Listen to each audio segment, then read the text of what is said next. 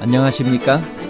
인생의 복잡한 문제들을 말씀으로 단칼에 해결해주는 김종근 목사의 쾌도 남마입니다.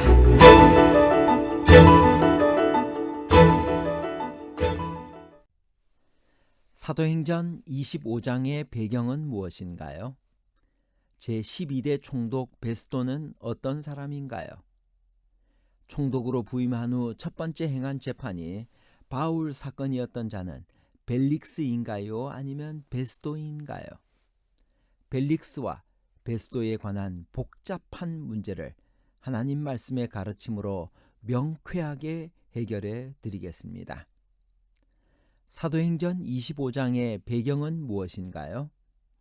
제12대 총독 베스도는 어떤 사람인가요? 사도행전 25장 1절에서 3절입니다. 베스도가 부임한 지 3일 후에 가이사라에서 예루살렘으로 올라가니 대제사장들과 유대인 중 높은 사람들이 바울을 고소할세 베스도의 호의로 바울을 예루살렘으로 옮기기를 청하니 이는 길에 매복하였다가 그를 죽이고자 함이더라. 사도행전 25장의 배경은 신임 총독 베스도 앞에서 바울이 예루살렘에 가서 유대인에게 재판받기를 거부하고 로마 황제 가이사에게 재판받을 것을 주장했다는 내용입니다. 베스도는 AD 60년에 벨릭스의 뒤를 이어 제12대 유대 총독이 되었습니다. 그는 난폭하거나 잔인하지는 않았지만 유능하지도 않았습니다. 베스도는 부임하자마자 유대 지역의 주요 현안 문제들을 강압적으로 해결하기 시작했습니다. 베스도는 유대인들의 고소에 어떻게 대응했나요? 사도행전 25장 4절. 베스도가 대답하여 바울이 가이사랴에 구류된 것과 자기도 멀지 않아 떠날 것을 말하고 또 이르되 너희 중 유력한 자들은 나와 함께 내려가서 그 사람에게 만일 옳지 아니한 일이 있거든 고발하라 하니라. 베스도가 그들 가운데서 8일 혹은 10일을 지낸 후 가이사랴로 내려가서 이튿날 재판자리에 앉고 바울을 데려오라 명하니 그가 나오매 예루살렘에서 내려온 유대인들이 둘러서서 여러 가지 중대한 사건으로 고발하되 능히 증거를 대지 못한지라.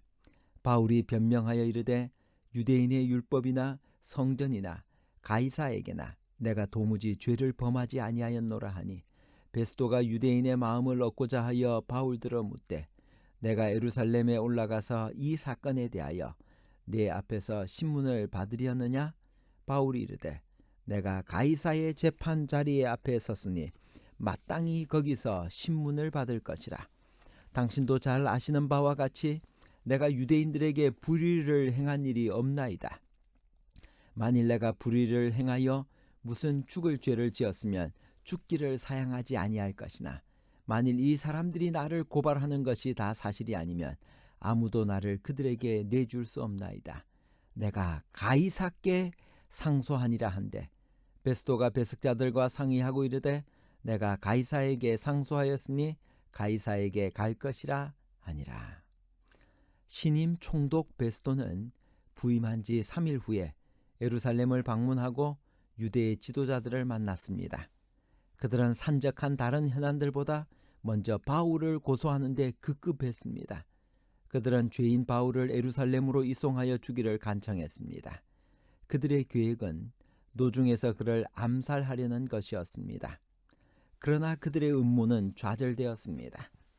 베스도는 무릇 피고가 원고 앞에서 고소 사건에 대하여 변명할 기회가 있기 전에 내어주는 것이 로마 사람의 법이 아니라고 말하면서 그들의 요청을 정중히 거절했기 때문입니다. 로마 사람인 그의 마음에는 법도 무시하는 유대 지도자들에 대한 멸시의 감정이 있었습니다.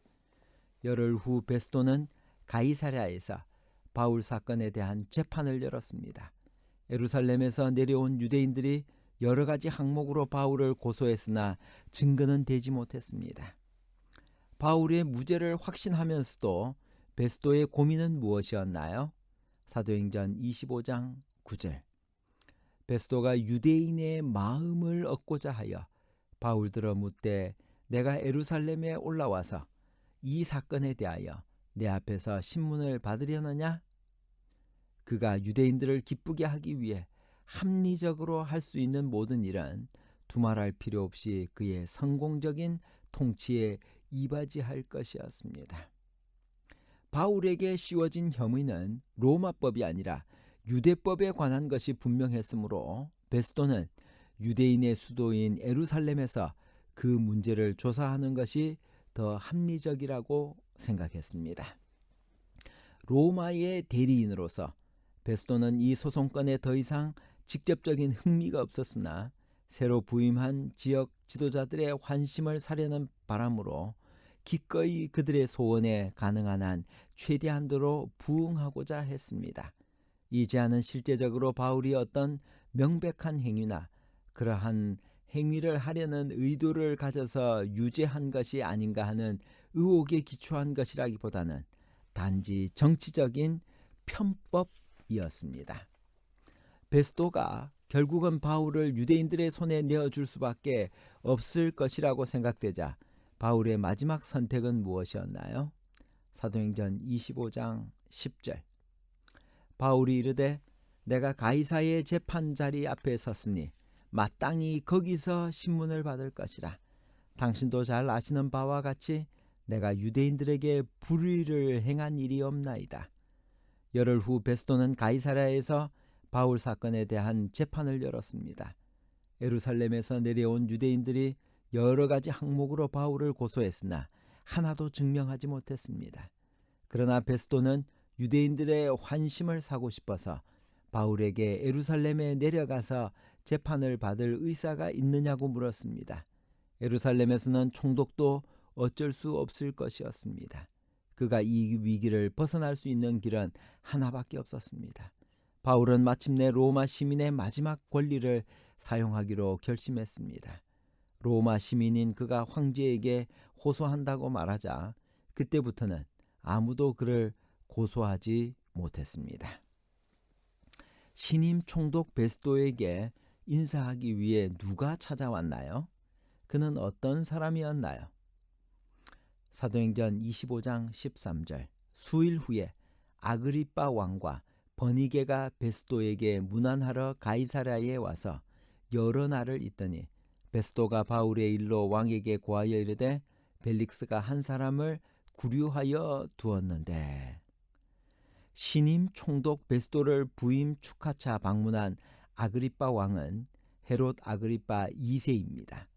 헤롯 아그리빠 1세가 갑작스럽게 죽었을 때 그의 어린 아들 아그리빠 2세는 로마에 있었습니다.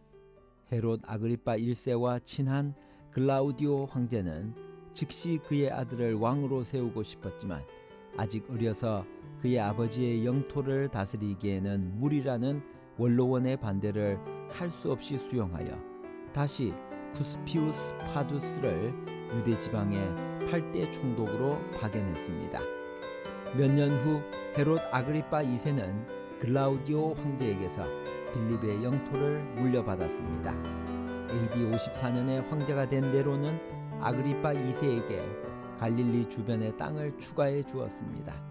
그는 로마의 총독들과 친밀하게 지내려고 했으며 새로 부임한 베스도 총독을 축하해 주기 위해 방문했습니다. 베스도가 바울 사건을 아그리빠 왕에게 제출하고 도움을 받으려는 이유는 무엇인가요? 사도행전 25장 26절.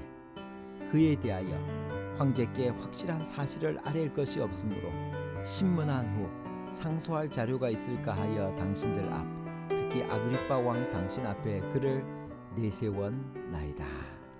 진리를 거역하고 신앙을 박해하는 자들의 특성은 무엇인가요? 고소하고 비난합니다. 거짓을 태연히 말합니다. 세상에는 그들의 동조자들이 많습니다. 그러나 진리는 항상 승리합니다. 결론입니다. 첫 번째, 사도행전 25장의 배경은 신임 총독 베스도 앞에서 바울이 예루살렘에 가서 유대인에게 재판받기를 거부하고 로마 황제 가이사에게 재판받을 것을 주장했다는 내용입니다.